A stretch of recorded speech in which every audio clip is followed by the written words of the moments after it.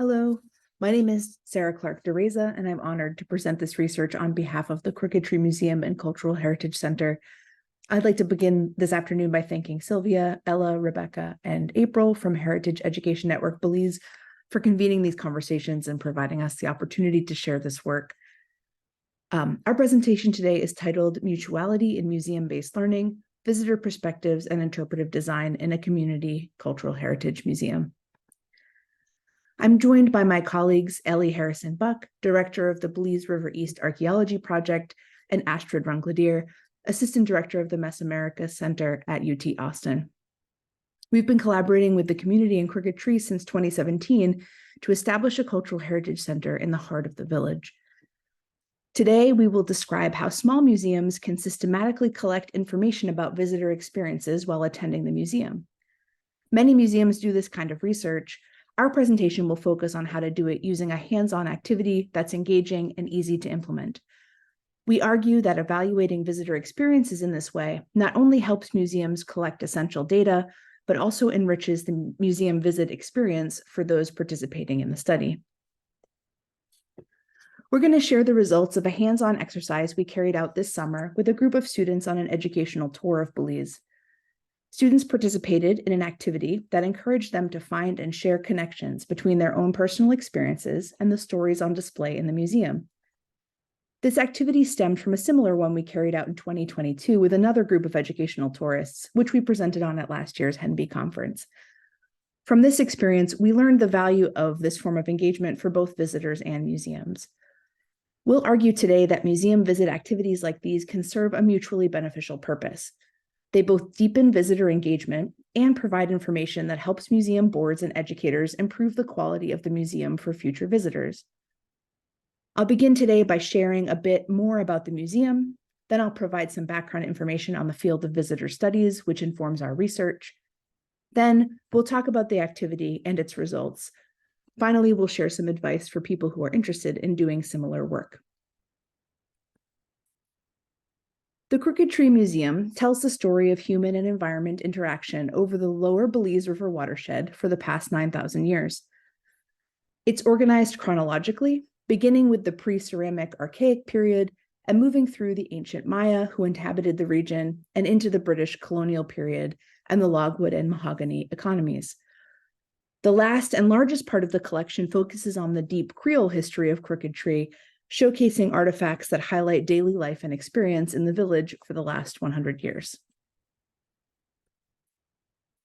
Several main themes carry throughout each of these historic periods: environment, transportation, hunting and foodways, language, and archaeological research and preservation. The museum identified these themes during the early exhibit design process and sees them as one way that visitors can connect the stories and experiences of people across time. We also know that people's background knowledge and prior experience shapes what they'll learn when they visit. The Crooked Tree Museum was designed with Belizeans, particularly Belizean school children, as the target audience. However, as a prime ecological tourism location, Crooked Tree also draws international visitors. The museum often hosts college-age study abroad students who come to study Belize's environment and culture.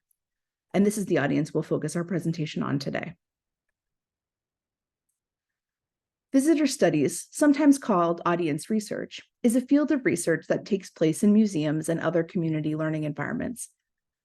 The Visitor Studies Association defines the work as an interdisciplinary study of human experiences within informal learning environments. The systematic collection and analysis of information or data to inform decisions about interpretive exhibits and programs. Put simply, the purpose of visitor studies is to investigate the interests, behaviors, and motivations of people who visit a museum in order to improve the quality of the experience that those museums provide to others who visit in the future. Visitor studies can use a range of methods to collect data and can be done at many scales. Many museums collect demographic information, surveys, interviews, or behavioral observations. They ask questions about what motivates people to attend, what they look at or engage with while they're there, and what they most enjoy about their experience. The museum, in turn, uses this information to make plans for marketing, special events, or changes to the museum collection and interpretation. As you might already be thinking, this kind of specialized work can be resource intensive. It requires time and energy around planning, data collection, and data analysis, and that's all even before you commit to make the changes that the findings from the study might suggest. Many large museums have whole teams of staff committed to this endeavor. However, we're here today to suggest that even the smallest museum can do this work in a way that both advances the mission of the organization and improves the quality of the visitor experience, even during the evaluation itself. For small community museums like the one in Crooked Tree, understanding the range of participant experiences is essential for creating a space that's inviting and accessible to many different types of visitors. The activity we will now describe helped us see the Crooked Tree Museum collection from the perspective of study abroad students. It also helped the study abroad students gain a deeper and more personal understanding of Belizean history and cultural heritage. In May of 2023, 16 students from the University of Texas Austin's one-month study abroad program visited the museum. Participants were mostly undergraduate students. They came from a wide range of subject area backgrounds, from geography and sustainability studies to international relations and accounting. They visited the village of Crooked Tree for one day to further their month-long research focused on understanding regional ecosystems and cultural resilience and revitalization projects in a variety of communities. Because educational tourists are one of the audiences of the Crooked Tree Museum, we took this visit as an opportunity to collect some visitor studies data.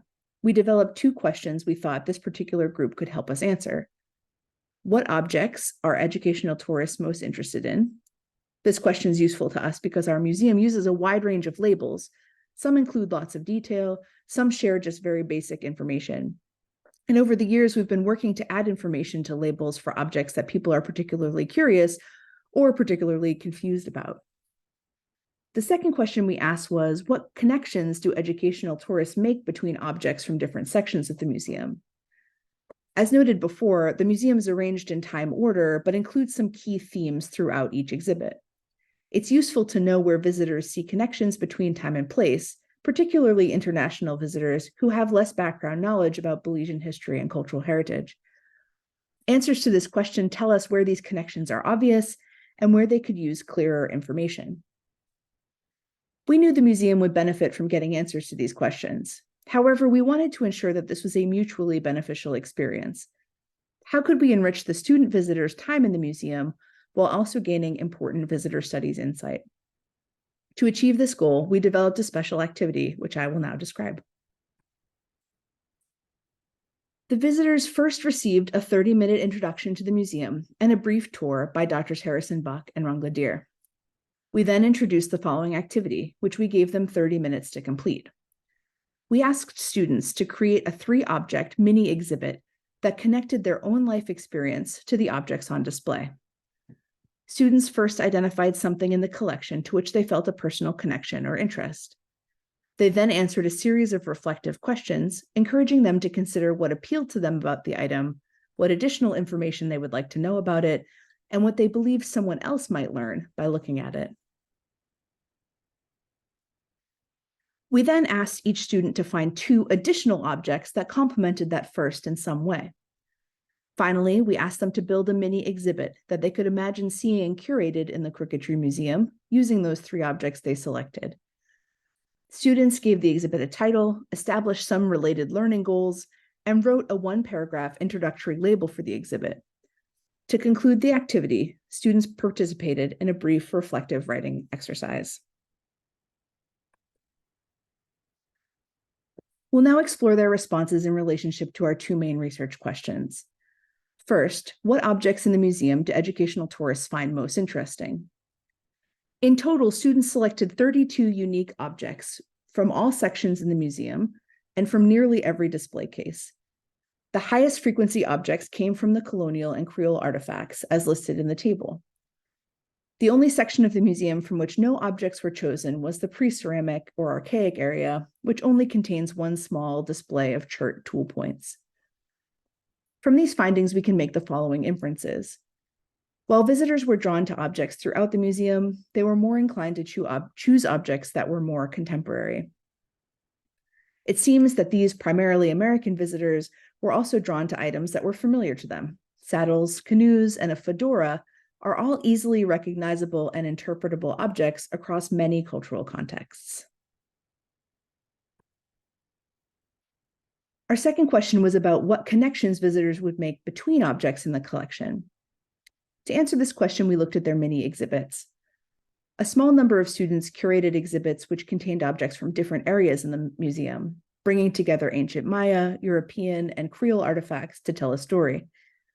For example, one student built an exhibit called Figuration Across the Ages, which featured historic doll parts found in the Baptist church excavation of Crooked Tree, as well as a replica of an ancient Maya carved jade pendant and an ancient Maya earth deity. The majority of the students, however, curated mini collections with objects that the museum had already put in close proximity to one another. 11 of the students chose 3 objects from roughly the same time period or from the same area in the museum. Of these, the majority comprised objects from the museum's largest section, the collection of historic artifacts donated to the museum by the community and representing daily life in the village. 8 student mini exhibits were built around objects specifically focused on Creole culture and village life. For example, one student built an exhibit called Creole Culinary Digest, composed of a mata, milk churn, and grinder. 2 others chose the same 3 objects, the saddle, cattle branding irons, and spurs, for collections entitled Ranching Practices, Cattle of the Caribbean, and The History of Horsemanship, respectively. From these findings, we can make the following inferences. Students were strongly drawn toward objects that told stories of daily life. These patterns reinforce the notion that educational tourists are likely drawn to objects that are familiar to them and similar to those we've encountered in other places. While we saw the themes of food and transportation present in the students' mini exhibits, we noticed that no one chose to complete the project using objects focused on the environment and the raw materials used to produce the objects on display. This suggests to us that for this audience, these thematic connections might not be as clear as they could be. Similarly, we can ascertain that the cross-cultural connections that we saw when designing the museum with Belizean visitors in mind are not as apparent to international visitors. It makes sense that educational tourists with limited prior knowledge and Belizean history and culture would rely on a combination of the cues presented by the museum, like the labels or proximity of objects to one another, and their own prior experience with common objects to make sense of what was on display. So hopefully now you're asking, so what? What can the museum learn from this collected feedback? And what did visitors take away from this engaged experience? Did we achieve the mutuality we aimed for? Overall, students found the activity interesting and engaging, though not always easy. However, most found it encouraged them to look more critically and connect more deeply with the objects on display. These student comments help confirm that the activity helped meet the university's instructional goals. Student visitors made critical connections with the museum content and gained hands-on training in a curatorial exercise, which helped them understand not only what is on display, but also how museums work and why visitor engagement is valuable. At the same time, the exhibit provided important insights into the international visitor experience here at the Crooked Tree Museum. Having this visitor feedback shed light on which content is effective and what could be improved, which informs museum interpretive strategy and planning moving forward. So to conclude, if you're finding yourself convinced of the importance of collecting visitor data, let us leave you today with a few suggestions on how to proceed. First, determine what questions you would like an answer to. Knowing what you're curious about will help you design an activity that gives you the answers to the questions you have. This exercise can also help museums who are still in the initial phases of exhibit design. It's a means of gaining useful feedback on what information is needed to help contextualize a cultural history and convey broader themes through material remains. Second, before carrying out this or any exercise, decide who your target audience is and who you most want to collect data from. Is it school children, international students, tour guides? Each of these groups have different perspectives to offer in terms of visitor experience. Third, think of how you want to engage visitors. We used a simple worksheet, which we collected at the end of the exercise. You might also choose to use a question and answer strategy where your guide listens for specific visitor feedback during a tour, or you could create a corkboard or poster on which visitors could provide written comments to targeted questions as they enter or exit the museum. There are many more strategies too. You can find them online or honestly reach out and ask me. I really love this stuff and I'm happy to help you brainstorm ideas that will work for your organization. With that, that's all the time we have for today. I want to end again by thanking Heritage Education Network Belize for the opportunity to share our work. I'm looking forward to this afternoon's other presentations and to our discussion.